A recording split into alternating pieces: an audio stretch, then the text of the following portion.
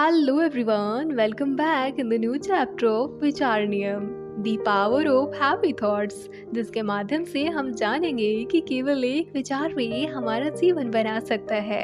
आज की इस ऑडियो से हम जानेंगे विश्व में किसी भी वस्तु का भौतिक निर्माण होने से पहले उसका वैचारिक निर्माण होता है। अगर आप दूसरों को गौर से देखेंगे, उनके बारे में पढ़ेंगे या सुनेंगे तो आप निश्चित तौर पर यह देख पाएंगे कि दुनिया में दो तरह के लोग होते हैं। पहले वे जो जिंदगी के मालिक होते हैं, दूसरे वे जिनकी जिंदगी मालिक होती है। दोनों में फर्क क्या है, यह जानने के लिए कुछ दिन रोज का अखबार पढ़े, टीवी पर न्यूज चैनल देखे, अपने पड़ोसी की बातें सुने, अपनी आंखें मोहल्ले में खुली रखे। ऐसे में आप क्या जानेंगे? इनमें आपको सब तरह के लोग दिखाई देंगे, लेकिन उनमें एक बड़ा फर्क होता है और वह यह है कि कुछ सफल है, कुछ असफल, कुछ विकसित है, कुछ अविकसित। विकसित लोगों के बारे में लगता है कि उन्हें कुछ नियम अथवा ताकत की जानकारी है। भले ही वे नियम उन्हें शाब्दिक तौर पर पता न हो, परंतु वे उन्हें अपने जीवन में इस्तेमाल करते हैं। उदाहरणतः वे यह जानते हैं कि जिस चीज पर ध्यान देते हैं वह बढ़ती है। दूसरी तरफ ऐसे लोग हैं जो इस तरह से जीवन जीते हैं जैसे हर पल दिन के 2400 घंटे सजा हो, उनका विकास नहीं हो रहा है। तीसरी श्रेणी भी कार्यरत है, जिसमें लोग पूरी तरीके से दुखी तो नहीं है, परंतु पूरी तरीके से सुखी भी नहीं है, पूर्ण बीमार भी नहीं है, परंतु उन्हें कोई न कोई मामूली सी बीमारी या तकलीफ होती रहती है।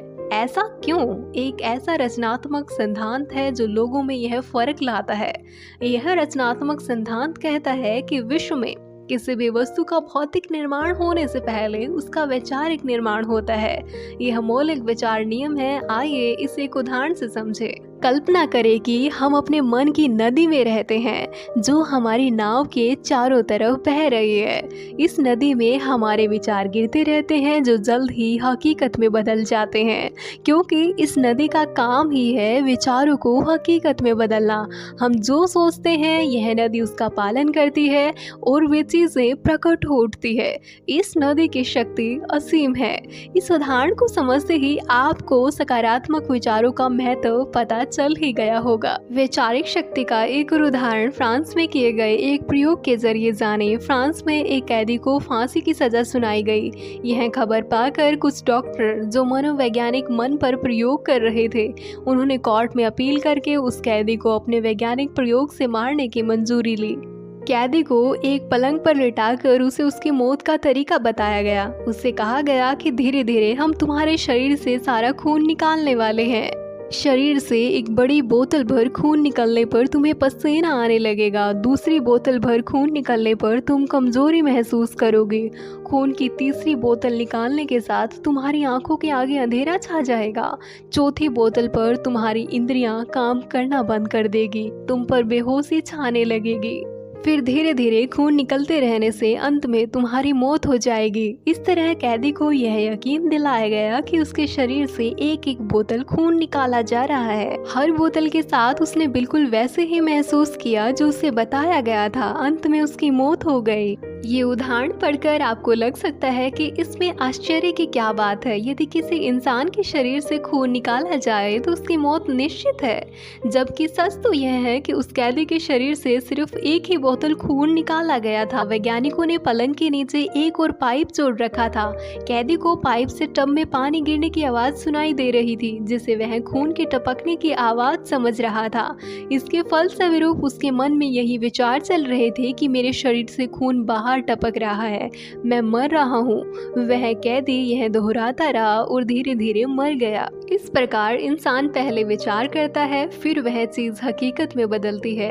इस सिद्धांत को समझने के लिए अनेकों प्रयोग आयोजित किए जा चुके हैं। वैज्ञानिकों ने विचारों की शक्ति पर कई प्रयोग किए हैं, जैसे किसी इंसान को आत्म सूचनाओं द्वारा मन की गहरी अवस्था में ले जाकर कहा, अब वह तुम्हारी बाहों पर लोहे की एक बहुत गर्म सलाख दागने वाले हैं। हकीकत में उसके हाथ पर साधारण सी सलाख रखी गई थी, लेकिन आश्चर्यजनक रूप से उस इंसान की बाहों पर फफोला उभर आया। सलाख बिल्कुल गर्म नहीं थी, लेकिन उसके बार बार दोहराए गए विचारों की वजह से उसकी बाहों पर फफोला आ गया। इस प्रयोग के साथ ही वैज्ञानिकों ने यह साबित कर दिखाया कि यदि विचारों से फफोला उभर सकता है तो विचारों से ही फफोला जा भी सकता है। इस प्रकार विचारों की शक्ति से ही उस इंसान को फिर से उसी अवस्था में ले जाकर ठीक किया गया। यह समझने के लिए कि विचार नियम का सूत्र कैसे काम करता है, पहले हम आगे की ऑडियो में जानेंगे कि मन कैसे काम करता है। Thank you so much for listening this audio.